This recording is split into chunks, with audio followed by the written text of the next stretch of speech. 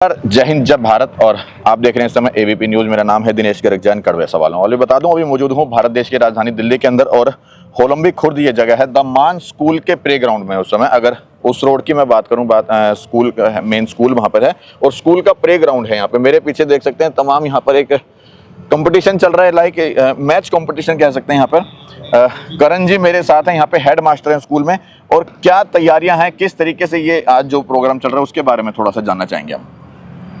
असल में हमारे मान स्कूल की एक परंपरा है, यहाँ पे छात्र केवल स्कूल के टाइम तक ही नहीं, स्कूल के बाद भी छात्र ही रहता है, स्कूल से जुड़ा रहता है। तो अभी जो ये मैच आप देख रहे हैं ये हमारे ओल्ड स्टूडेंट्स और हमारे प्रेजेंट स्टूडेंट्स के बीच में है। ये एक एलुमनाई की एसोसिएशन है हमारी, जो बहुत काफ़ी एक्टिव है।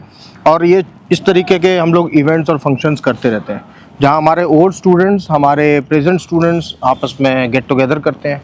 एक तरीके से उनका वापस स्कूल में आके पुरानी यादें ताज़ा करना भी हो जाता है और एक छोटा सा उनका एक गेट टुगेदर हो जाता है, जो उनको स्कूल के बाद भी हेल्प करता है एक तरीके से। अच्छा, जो बच्चा पास आउट कर चुका है, मतलब आप ये कह रहे हो जो बच्चा पास आउट कर चुका उसके बावजूद भी वो यहाँ पे आके कंपटीशन में पार्टिसिपेट करते रहते हैं? हाँ जी, वो एक छोटी सी अपनी गेट टुगेदर कर लेते हैं, वो ऐसे मैच ऑर्गेनाइज कर देते हैं। ये अगर आप देखेंगे एक तरीके से ये आज के ज़माने में अगर देखें कि कई लोग पार्टी में जाके एक तरीके से गेट टुगेदर करते हैं, लेकिन एक थोड़ा ये हेल्दी तरीका है।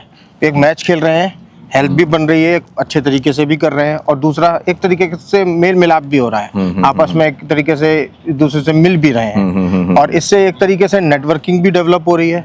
एक तरीके से बच्चे पुराने कल्चर और नए कल्चर के बारे में भी डिफरेंस जानते हैं कि कैसे हमारा स्कूल आगे बढ़ रहा है और स्कूल के साथ हम आगे बढ़ रहे हैं।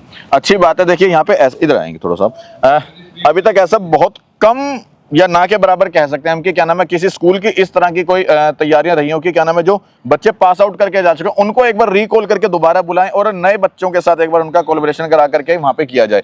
अच्छा, दूसरा मैं बताऊंगा यहाँ पर जो पुराने बच्चे हैं ये इसी साल से ऐसा है या रेगुलर इस तरह से चलता रहेगा? हमारे इसी साल नहीं, हमारे हर साल बच्चे, यही नहीं, हम लोग बास्केटबॉल मैचेस भी कराते हैं। अच्छा, हम लोगों के पास काफी बड़ा स्पोर्ट्स ग्राउंड है। दिल्ली में काफी स्कूलों के पास इतने बड़े स्पोर्ट्स फील्ड नहीं है। हाँ, जितना बड़ा ग्राउंड मैं देख रहा हूँ। हाँ बिल्कुल। और आप देख सकते हैं वहाँ पे हॉर्स राइडिंग के लिए भी पूरा सेटअप है। हमारे पास खुद के हमारे घोड़े भी हैं, जो ये एक्सक्लूसिव चीज है जिससे बच्चा जुड़ा भी रहता है स्कूल के बाद भी। तो हमारे पास 25 साल 30 साल पुराने बच्चे भी हैं यहाँ पे जो आते हैं। अच्छा जी।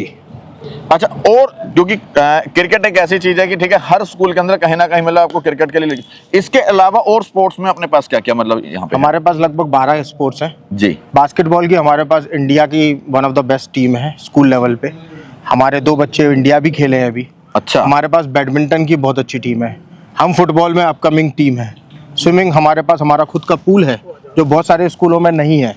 तो बच्चे अच्छा कर रहे हैं। हम लोग बहुत सारी सुविधाएं देते हैं, जैसे हमारा इक्वेस्ट्रियन का पूरा है, हमारे पास खुद के घोड़े, हमारे पास खुद का सेटअप है जो बाकी। अच्छा, दिल्ली में कितने घोड़े अपने पास स्कूल में अवेलेबल? हमारे पास लगभग 12 घोड़े हैं। अच्छा जी जी। बड़ा यूनिक चीज है क्योंकि स्कूल में इस तरह का कंसेप्ट देखने को नहीं मिल पाता आसानी से। और दिल्ली की बात करूं तो मुझे नहीं लगता शायद किसी और स्कूल में ये चीज हो। ये असल में ये आपका कहना बिल्कुल सही है, क्योंकि मान स्कूल में स्कूलिंग नहीं होती, एजुकेशन होती है। दोनों में डिफरेंस है। एजुकेशन का मतलब ये है कि बच्चा किताबों तक सीमित नहीं है, बच्चा स्कूल के बाद वाली क्या चीज़ सीख रहा है। क्योंकि अगर आप देखो, आप अगर आज की डेट में बच्चे को किसी जॉब के लिए प्रिपेयर नहीं कर सकते। बच्चे को आप जो सामने हमारे आने वाला जो टाइम है उसके लिए एडेप्टेबिलिटी के लिए प्रिपेयर कर सकते हैं, अवेयर कर सकते हैं। क्योंकि आपको पता नहीं है कि आज जिस जॉब के लिए प्रिपेयर कर रहा हो एआई जैसी कुछ चीजें आएंगी जो बाद में वो जॉब ले लेंगे, बिल्कुल जॉबलेस हो जाएगा वो। तो हमारा बच्चा इस तरीके से प्रिपेयर हो रहा है कि सामने वाला कोई भी टाइम ऐसा आए उसके हिसाब से अपने आप को ढाल ले, सरवाइव कर सके और थ्राइव भी कर सके। अच्छा, जो दर्शक इस समय आपको देख रहे हैं, जो माता पिता इस समय आपको देख रहे हैं, स्कूल की और क्या ऐसी क्वालिटी के बारे में बताना चाहेंगे उनको कि ताकि वो अदर स्कूल से कंपेयर करें तो उनको लगे कि this is the best school? देखिए, मेरा स्कूल नहीं है, मेरा पूरा कैंपस एक स्कूल है। मेरा स्कूल केवल स्कूल क्लासरूम नहीं है। बच्चा हर जगह कुछ ना कुछ सीख सकता है। अब जैसे आप देखें, ये पीपल का पेड़ लगा हुआ है और पीपल के पेड़ पर पीपल का नाम लिखा हुआ है। अब मेरे बच्चे से बोटेनिकल नेम पूछेंगे किसी भी पेड़ का तो वो बता देगा वो फाइकस रिलिजियोसा है। ठीक है, क्योंकि पेड़ पे आपने मेंशन किया है पीपल पे जामुन के पेड़ का नाम सीजियम क्यूमिनी है। मैं बायो टीचर नहीं हूँ, मैंने भी ये चीज़ यहाँ सीखी है। बिल्कुल बिल्कुल, ठीक है, यहाँ मैं पढ़ के ये चीज़ें सीखी है और ये बच्चों को भी सीखने में अच्छा लगता है। ये मेरे को करण जी वाकई बड़ा अच्छा लगा ये चीज की, क्योंकि हर स्कूल के अंदर स्कूलिंग हो रही है, मतलब एक स्कूलिंग हो रही है सही मायने में, एजुकेशन नहीं है। क्योंकि बच्चा एडमिशन लेता है पहली से लेकर 12वीं तक की एक होड़ है कि मुझे बस 12th पास करनी है, पास आउट होना, उसके बाद एक अच्छे कॉलेज में आना, उसके बाद माँ बाप का भी रहता है कि क्या नाम है अच्छी जॉब लग जाए। लेकिन उसके अंदर कैपेबिलिटी कितनी है, वो कितना सीख पा रहा है, उसके अंदर शिक्षा क्या आ रही है। देखिए यहाँ पे हर चीज, यहाँ पे जितने भी पेड़ लगे हैं और जो भी यहाँ पर चीजें हैं उसके बारे में यहाँ पर मेंशन किया, उसके अगर बकायदा तख्ती लगा करके, ताकि बच्चा अगर वहां पे जा रहा है या प्लेग्राउंड में या पूरे स्कूल में, मुझे लगता है कैंपस में कहीं पे भी वो घूमेगा तो किसी भी चीज को देखेगा तो उसके बारे में उसको पता लगेगा कि ये क्या हो रही है, क्यों है, ये अच्छी चीज है। ये यूनिक आइडिया कैसे था कि भाई हमें उसके बारे में भी बच्चों तक, क्योंकि 12th तक बच्चों को पता है कि हमें बच्चों को पढ़ाना है, ब्लैक बोर्ड देना है, व्हाइट बोर्ड देना है या डिजिटल आप तो क्लास हो गई। हाँ, एक्चुअली मान स्कूल की आइडियोलॉजी जो है वो कभी भी जॉब सीकर प्रोड्यूस करने की नहीं रही। हमारी जो आइडियोलॉजी है वो जॉब क्रिएटर प्रोड्यूस करने की है। जॉब सीकर प्रोड्यूस करना इजी है, आपको जॉब क्रिएटर प्रोड्यूस करना है जो फ्यूचर में जाके जॉब क्रिएट कर सके, बिल्कुल, बिल्कुल, एक बिल्कुल। मास ऑफ सोसाइटी के लिए। तो इस चक्कर में हमें ऐसा लगा कि अगर हम कुछ लिमिटेड करेंगे तो हम कुछ अचीव नहीं कर पाएंगे। तो हमने सोचा कि कुछ यूनिक किया जाए। हम लोगों की पेडागोजी भी अगर आप देखें, हम लोग क्लास में जिस तरीके से डिलीवर करते हैं, हमारा बच्चा अगर आप देखो हमारे बच्चे के पास एवरेज जो अभी हमने देखा, एवरेज बच्चे के पास करीबन 5000 इस बार अपॉर्चुनिटीज हमने प्रोड्यूस करी है, जिससे मतलब काफी बच्चों को मदद मिली है इससे। हम लाखों हजारों करोड़ों दर्शक आपको देख रहे हैं, क्या संदेश देना चाहेंगे जिस तरीके से आपके स्कूल का पूरे हिंदुस्तान में एक नाम पे पैदा हुआ है, एक ब्रांड है?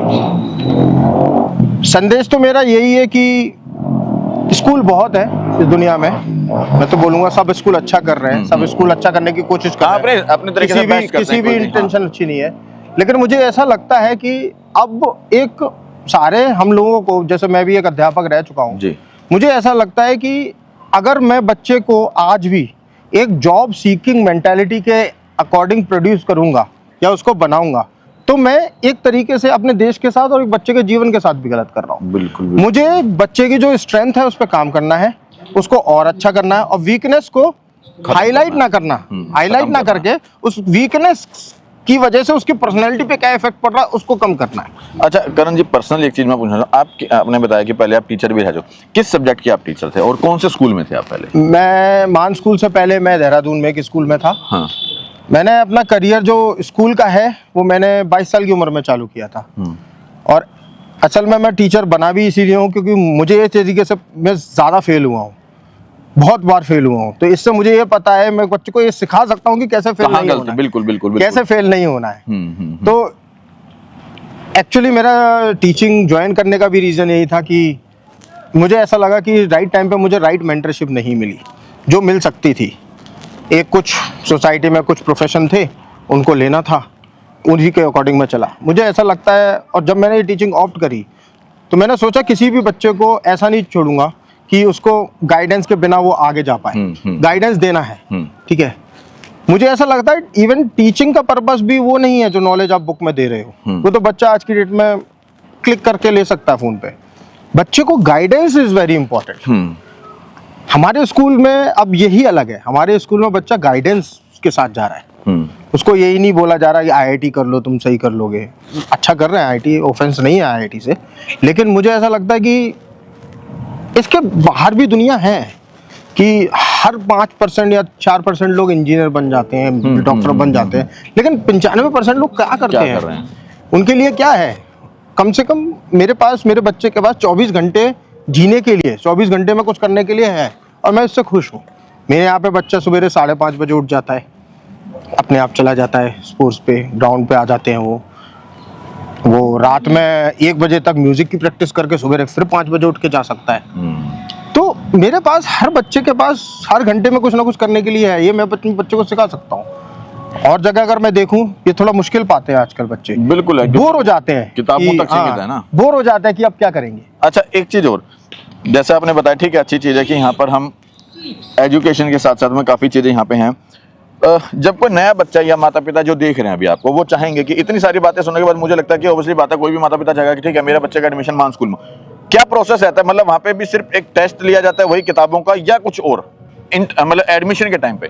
देखिए, हम लोग बच्चे के ना किताबें देखते हैं ना कुछ, हम लोग ये देखते हैं कि बच्चा पोटेंशियल कैपेबल कितना है, कैपेबल है कि नहीं।